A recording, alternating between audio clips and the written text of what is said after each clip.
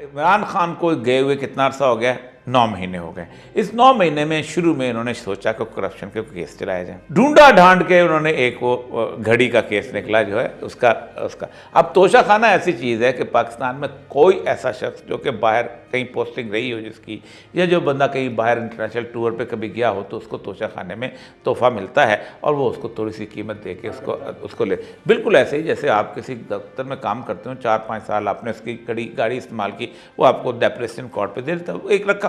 खुद सोचे ना कि मैं बाहर गया हूँ फॉर एग्जांपल, या बाहर पोस्टेड हूँ, तो मुझे वहाँ का वज़ीर ख़ारजा जो है वो एक अच्छे सा कालीन देता है, जैसे मेरे पास, मैं यहाँ में था, मुझे दिया, तो मेरा जी चाहेगा मैं अपने पास रखूँ। तो ज़रूरी तो नहीं है कि मेरे पास कीमत अदा नहीं कर सकता, तो मुझे कम कीमत दी जाती है। ये कौम एक थोड़ा सा रियायत देती है और कुछ नहीं। एक ईमानदार आदमी के लिए इससे बड़ी रियायत कोई नहीं होती। अब वो घड़ी का केस, उसमें कोई चीज़ नहीं निकली। फिर उसके बाद दूसरा इन्होंने केस निकालने शुरू की, फॉरेन फंडिंग केस।